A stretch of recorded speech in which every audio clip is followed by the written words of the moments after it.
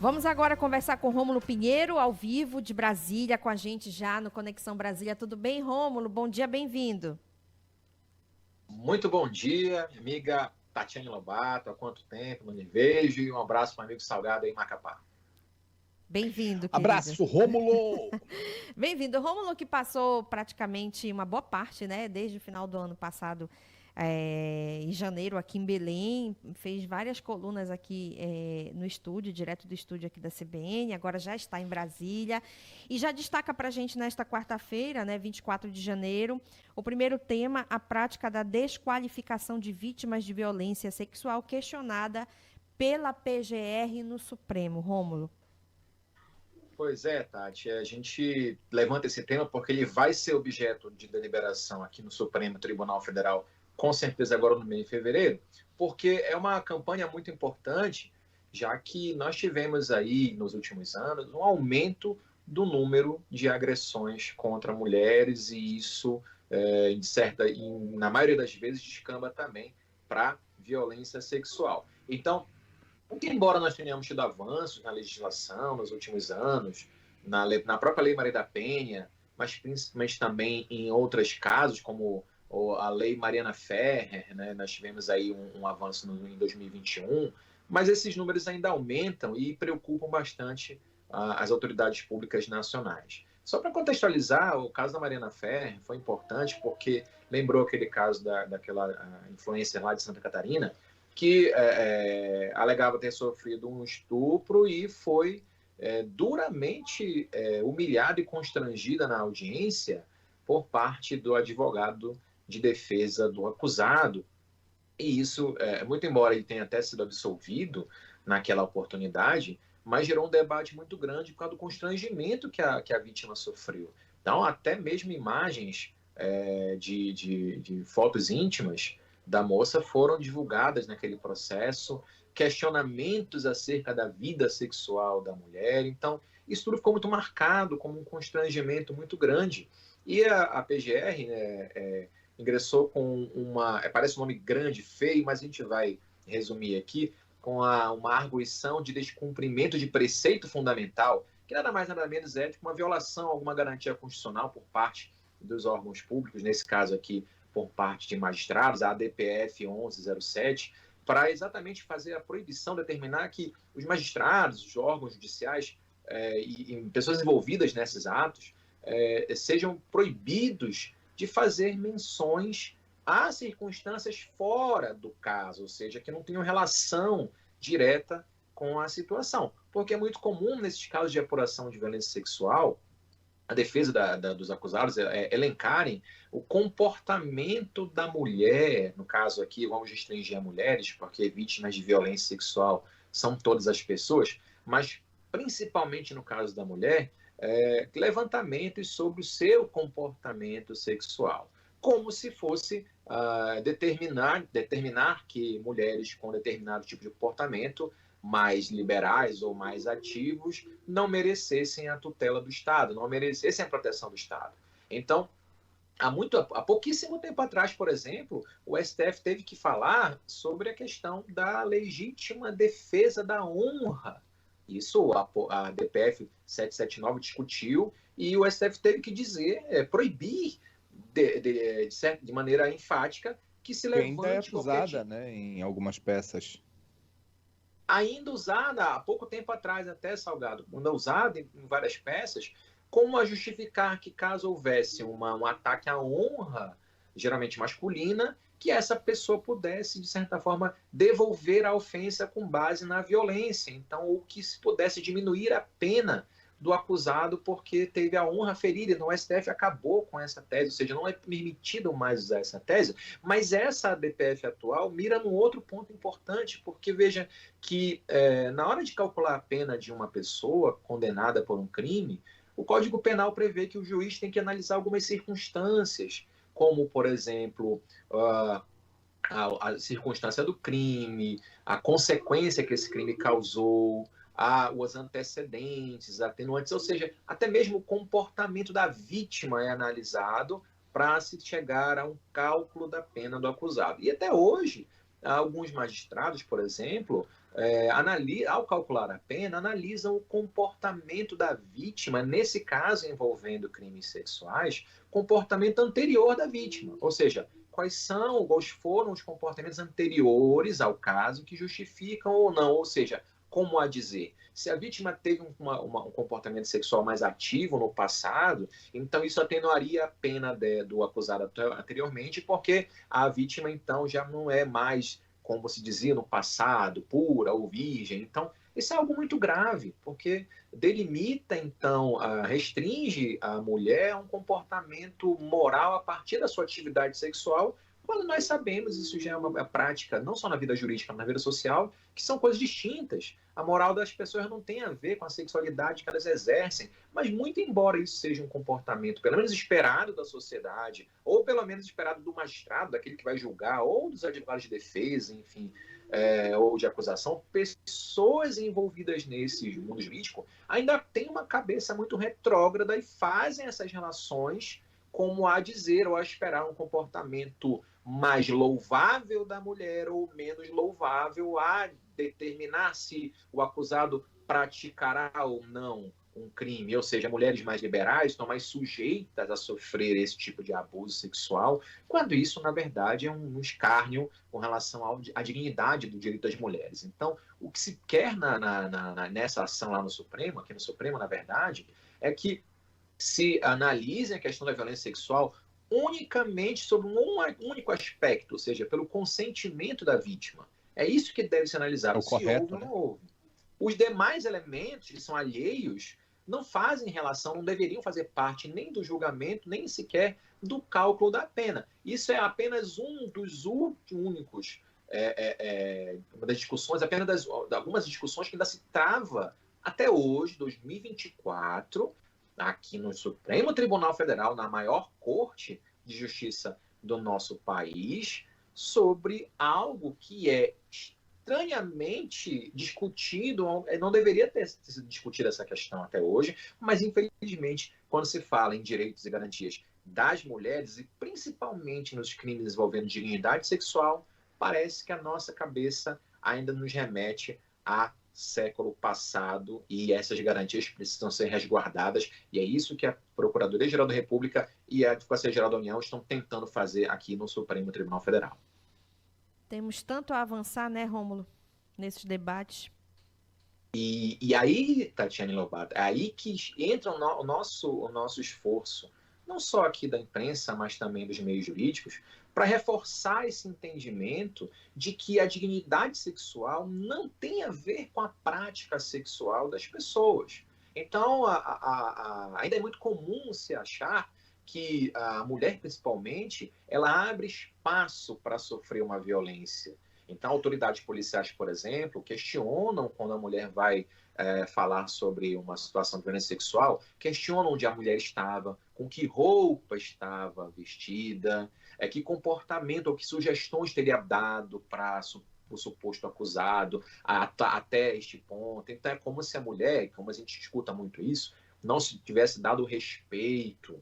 E isso acaba justificando, pelo menos tentar justificar a conduta de um violador. Ou seja, então eu fiz porque a mulher deu essa oportunidade, porque ela não se deu respeito. Isso é totalmente incongruente com a vida social atual e, com certeza, com o mundo jurídico atual. Mas, muito embora as leis estejam aí para proteger o cidadão, os que as interpretam são pessoas de carne e osso, com os seus preconceitos, com as suas vidas ainda arraigadas com esses pensamentos retrógrados, e, infelizmente, essas questões têm que chegar na maior corte de justiça para que somente depois dessa decisão as cortes inferiores possam, então, julgar da maneira adequada. Falta um caminho muito longo, mas pelo menos já estamos vendo alguns ares de mudança com relação aos efeitos práticos dessa garantia, dessa proteção à garantia dos direitos das mulheres. Ô, Rômulo, tu falou do caso da Mariana Ferrer e eu fui me lembrar aqui, né? Inclusive vi algumas coisas na internet e me lembrei da forma agressiva como o advogado de defesa agiu contra a moça, fazendo juízo de valor, inclusive falando dos filhos dele. Mas o que chamou mais atenção não foi apenas o advogado de defesa do acusado agir dessa forma, mas também foi a conivência do juiz. É um negócio que parece que é meio enraizado também. Quanto a isso, na época, Salgado, esse material que vazou à imprensa, porque esse processo é um processo sigiloso, vazou por um site bem famoso aí de vazamento de dados. Na época, tanto o MP quanto o magistrado questionaram judicialmente esse site porque teria editado os vídeos, porque, na verdade, quando o advogado teria feito essas afrontas à dignidade da mulher, o promotor e o juiz alegam que o site cortou os momentos em que eles teriam intervido, ou seja, que MP, promotor e juiz teriam dado corte a esse ataque do advogado à dignidade da mulher, mas mesmo assim isso gerou um procedimento administrativo e, de certa forma, sim, acabaram sendo coniventes com essa agressão que essa moça sofreu. Então, para lembrar, ele foi absolvido por falta de provas, houve um recurso na segunda instância, novamente foi absolvido essa pessoa lá em Santa Catarina, mas ficou bem clara aí, gerou até a lei Mariana Ferrer, uma forma de evitar que essas autoridades, tanto policiais, judiciárias ou quem quer que seja, tragam uma revitimização à pessoa que está sofrendo uma violência, ou mesmo que possa ser investigado ainda, que não tenha sofrido, mas constrangimentos excessivos e fazem com que até a vítima evite de procurar ajuda. São esses comportamentos que fazem com que as pessoas não procurem certas autoridades com medo de sofrer novas humilhações, como a gente dá ver todos os dias, infelizmente. Agora, Rômulo, girando a pauta, aliás, Tati, tu acha que a gente faz logo um intervalo ou a gente segue com o próximo assunto? Porque aqui eu sei que o meu relógio está atrasado. Como é que tá o teu aí? São 11h46 já. Vamos fazer o seguinte, vamos para o intervalo logo, e na volta a gente conclui o segundo tema com o Rômulo. Combinado, então. Bora pro intervalo. 11h49, de volta com o CBN Pautas do Dia, ao vivo para os estados do Pará e Amapá. A gente está no momento da nossa conexão Brasília com o Rômulo Pinheiro. Salgado, tá contigo.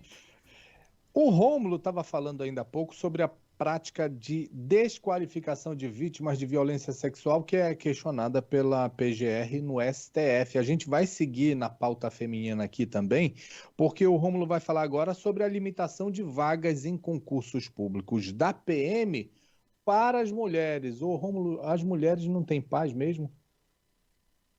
Pois é, Salgado. Parece que não tem paz e a gente pega essas informações, esses temas para discussão, exatamente porque, infelizmente, estão em pauta aqui no Supremo Tribunal Federal, né? Infelizmente, no sentido de ter que discutir algo que deveria ser um direito claro e respeitado desde seu início.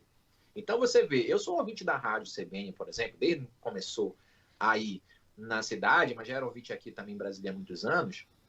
E desde que eu participo aqui dos nossos encontros, volta e meia tem que trazer um tema referente a esses assuntos, porque claramente não se respeitam essas garantias. Então eu escutava a entrevista que a professora estava dando agora aí na rádio sobre concursos públicos, concurso nacional unificado, e aí me recordei então dessas informações importantes. Não é o caso do concurso unificado, mas é um tema que vai a plenário aqui em Brasília, entre 2 a 9 agora de fevereiro, vai ser uma das primeiras pautas agora do Supremo nesse seu retorno, já ainda com a composição antiga, o ministro Flávio Dino deve entrar só no final do mês, mas o plenário, já em plenário virtual, se vai discutir a questão envolvendo a limitação de vagas para mulheres nos concursos das polícias militares. E esse assunto é importante porque foi muito debatido aí na capital, aí em Belém, Sim. no concurso último da PM que houve. Nós trouxemos na coluna aqui ano passado a suspensão do concurso, a discussão a respeito dessas vagas que estavam aqui com o ministro Dias Toffoli, e houve a suspensão porque, essencialmente, esses concursos no Brasil inteiro limitam a atuação feminina em percentuais. Por exemplo, o número de vagas. Por exemplo, aí no Pará era limitada a 20% das vagas para mulheres. Isso é claramente uma afronta ao princípio da isonomia garantido lá na Constituição Federal. Então você vê que a discussão é porque isso é histórico, né? Essa discussão, essa discriminação contra os direitos das mulheres, mas na área militar, por exemplo, nos concursos da Polícia Militar, isso é histórico no sentido de limitação de vagas. E aí você pega vários argumentos absurdos, técnicos e não técnicos, como, por exemplo, A gente sabe que há uma limitação de idade, isso é normal, mas para todos os sexos, né? Então não é uma questão só feminina. Mas é claro que a gente também conhece argumentos de que a mulher não vai ter a força física para fazer a tua atividade de rua, como se a atividade da Polícia Militar fosse somente atividade de rua, mas também de que a mulher é mais frágil, entre aspas, tem mais afastamentos, quando são argumentos totalmente falaciosos. Nos concursos públicos, já se foi feita uma média, no caso da Polícia Militar, do Brasil inteiro, as mulheres têm percentuais de aprovação maiores proporcionalmente que os homens, ou seja, não estou aí eu aqui dizer que a mulher é mais inteligente ou não, mas é fato demonstrado que o índice de aprovação feminina é maior que o masculino, seja pela preparação, pela capacidade, enfim, intelectualmente, isso vem sendo demonstrado por números, que a mulher está à frente dos homens nessas avaliações. Então, ainda que não fosse o caso, a Constituição garante essa proporcionalidade, essa isonomia, essa paridade. Então, não se pode haver limitação de vagas, no caso, entre sexos. Não há essa argumentação, esse amparo legal apto a fazer essa discriminação, senão por outros motivos. Por exemplo, você vai querer falar a questão da idade, outros motivos, sim, nós temos as limitações para os concursos da Polícia Militar. Então, no caso, no Brasil inteiro, várias ações foram propostas pelo Ministério Público para suspender os concursos que tinham essa limitação.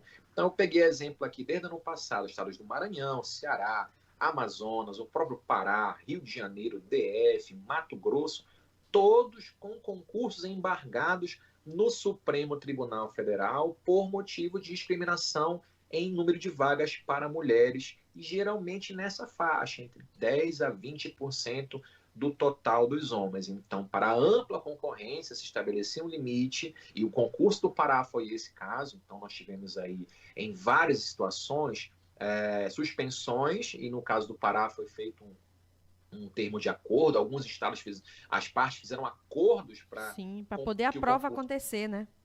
Para poder a prova acontecer, já que é uma logística imensa, são muitos candidatos, a segurança pública necessitando desse efetivo, desse aumento do efetivo em vários estados do Brasil. Vamos pegar o exemplo do Pará, o governo do Pará aí buscando intensificar a segurança pública, em que pese é melhor em alguns índices aí na capital principalmente, mas era necessário um reforço nesse contingente, o concurso serviu para isso, e a logística imensa, gente de vários estados indo e voltando para fazer a prova, um adiamento dessa prova ia causar um transtorno, um prejuízo aos cofres públicos. Tudo isso foi debatido aqui no Supremo, quando houve a suspensão dessas etapas pelo ministro Dias Toffoli. Mas o argumento principal era sempre o mesmo, de que essa distinção do número de vagas para mulheres e homens era claramente ferir a garantia da isonomia da Constituição, que garante esses direitos iguais entre homens e mulheres. E ainda hoje, para vocês terem uma ideia, existem aí ações, eu até separei aqui em andamento, em Santa Catarina, Ceará, Rio de Janeiro, Mato Grosso, que ainda estão sob fase de homologação no concurso ou não. Então, a tentativa é fazer com que seja uniformizada essa proibição de limitação de número de vagas em razão das condições de sexo. Isso vale para concurso da Polícia Militar, para concurso dos bombeiros também, que é outro que já no passado deu muita crítica. Por exemplo, nós tivemos concurso, se eu não me engano, aqui no Distrito Federal, em que se exigia um exame ginecológico para apuração se a mulher era virgem ou não para assumir um cargo.